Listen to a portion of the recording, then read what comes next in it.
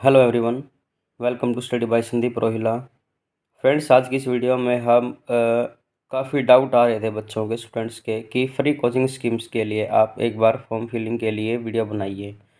तो आज हम उसी के लिए वीडियो को प्रिपेयर कर रहे हैं, free coaching scheme for SC और ओबीसी स्टूडेंट्स के लिए।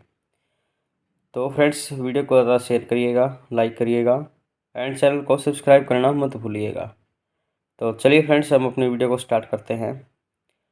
तो देखिए, जो डायरेक्ट लिंक डाला था हमने पिछली वीडियो के अंदर, तो वहाँ से हमने इसको इसके जो साइट है, हमारी जो साइट थी फ्री कोचिंग स्कीम की, तो उस साइट पर हम आ चुके हैं। तो उसके बाद हमारे पास ऐसा इंटरफेस आएगा। तो ये देख सकते हैं आप यहाँ पर होम, एडवर्टाइजमेंट, लॉगिन, रजिस्टर्ड और सपोर्ट कॉन्टैक्ट। तो यहाँ पर हमें रजिस्टर पर क्लिक करना होगा। तो जैसे हम रजिस्टर पर क्लिक करते हैं तो हमारे पास ऐसा इंटरफेस आएगा।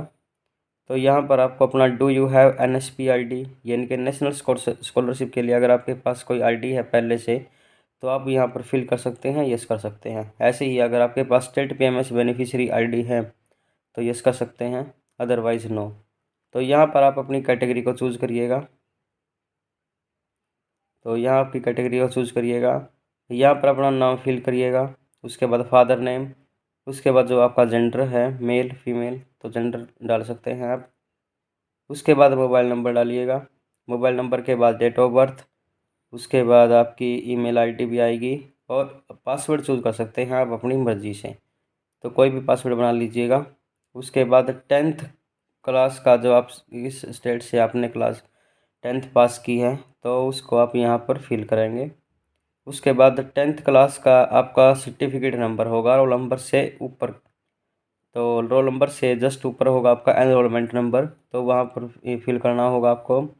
ईयर ऑफ पासिंग डालना होगा 10th का, तो किस ईयर में आपको 10th पास की है, तो यहाँ पर कैप्चा फिल करेंगे। कैप्चा फिल करने के बाद आप यहाँ पर रजिस्टर कर देंगे।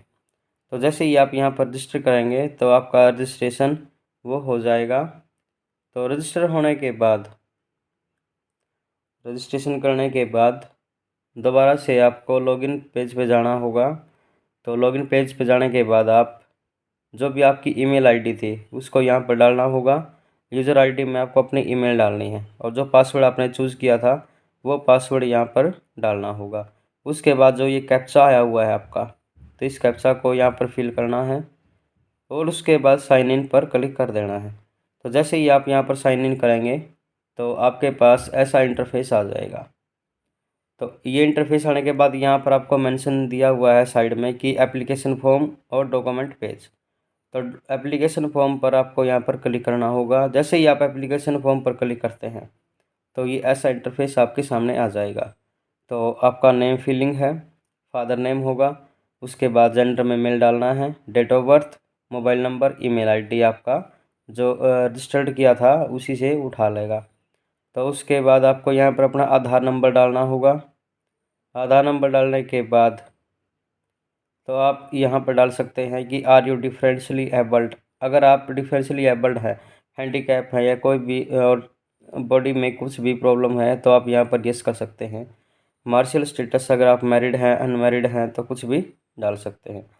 उसके बाद डोमिसाइल की स्टेट का है आपका, तो यहाँ पर आप हरियाणा डाल सकते हैं, और डोमिसाइल का जो डिस्ट्रिक्ट है आपका वो डाल सकते हैं।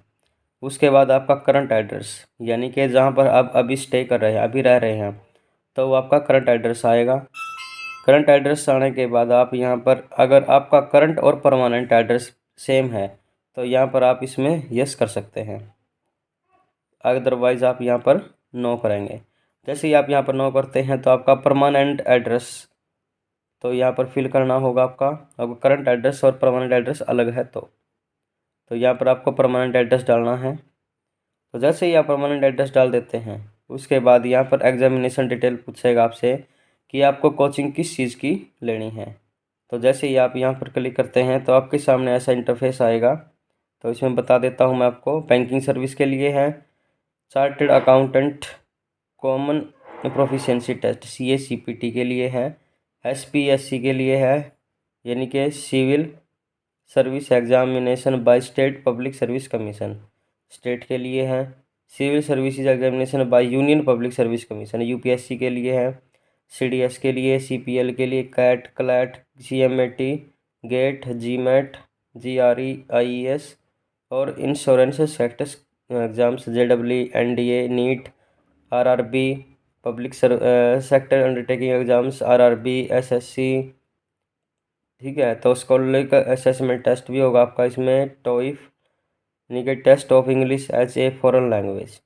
तो ये सभी इसके अंदर गिवन है। आपको जिस भी एग्ज़ाम की कोचिंग लेनी है तो आप यहाँ पर सेलेक्ट कर सकते हैं। तो मैं यहाँ पर यूपीएससी को सिलेक्ट कर लेता हूँ। तो जैसे ही आप यहाँ पर सिलेक्ट करते हैं तो उसके बाद आपको नीचे आना होगा। तो यहाँ पर आपको क्वालिफाइंग एग्जामिनेशन की डिटेल डालनी है। यानी कि अगर आप ग्रेजुएशन लेवल की तैयारी कर रहे हैं तो यहाँ पर आपको उसकी डिटेल डालनी है। Qualification exam, course name, 12th डालिएगा।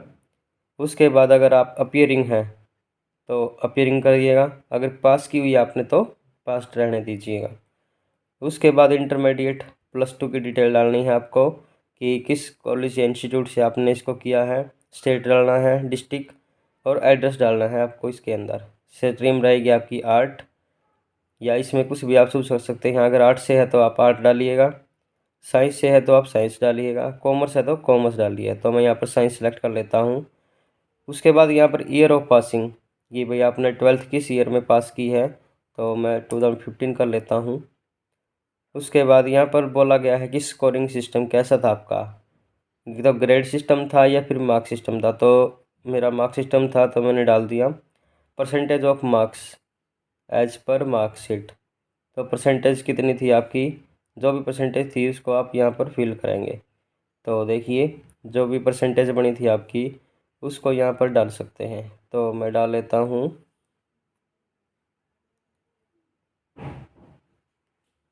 तो परसेंटेज डाल दीजिएगा आप। तो जैसे ही परसेंटेज डालेंगे आप तो उसके बाद नीचे स्क्रॉल करना है आपको।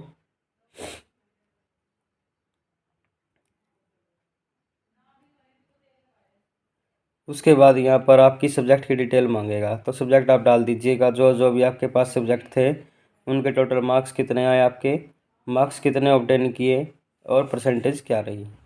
तो उसके बाद यहाँ पर आप सेलेक्ट कर देंगे have you ever availed benefit under this scheme और similar coaching schemes of the state.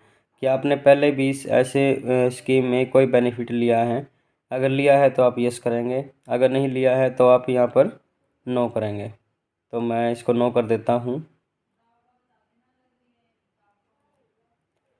तो उसके बाद नंबर ऑफ सिबलिंग, यानी कि अगर आपके भाई बहन किसी ने भी यहाँ पर इस स्कीम का बेनिफिट लिया है तो उसमें आपको डालना होगा कितने पर्सन्स, कितने स्टूडेंट ने इसका बेनिफिट लिया है, 1 2 0। तो हमारे में किसी ने नहीं लिया तो मैं यहाँ पर 0 फिल कर देता हूँ। उसके बाद बैंक अकाउंट की डिटेल डालनी है आपको अपनी, इसमें आपका स्टाइपेंड डाला जाएगा। तो स्टाइपेंड डाला जाएगा, उसका आपको नेम डालना है, अकाउंट होल्डर का बैंक नेम डालना है, अकाउंट नंबर डालना है और आईएफएससी कोड डालना है।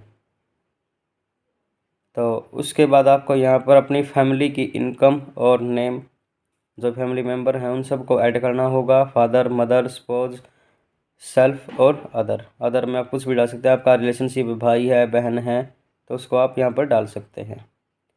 तो उसके बाद यहाँ पर डिक्लेरेशन करना होगा आपको कि yes I declare all that points are correct, यानी कि जो भी इसमें मैंने फिल किया है डिटेल्स वो सारी ओके है। तो उसके बाद फाइनल सबमिट करना होगा आपको, यहाँ पर सबमिट फॉर्म पर क्लिक करना होगा। तो जैसे ही आप यहाँ पर सबमिट फॉर्म का पर क्लिक करेंगे तो आपका एप्लीकेशन फॉर्म है वो सक्सेसफुली फिलअप हो जाएगा। तो ऐसे ही आपको अपना फॉर्म फिल करना होगा। तो आई होप फ्रेंड्स आप सबको सभी डाउट क्लियर हो गए होंगे। तो वीडियो को ज़्यादा शेयर करिए, लाइक करिए एंड चैनल को सब्सक्राइब करना मत भूलिएगा। तो चलिए फ्रेंड्स मिलते हैं नेक्स्ट वीडियो में, तब तक के लिए थैंक यू।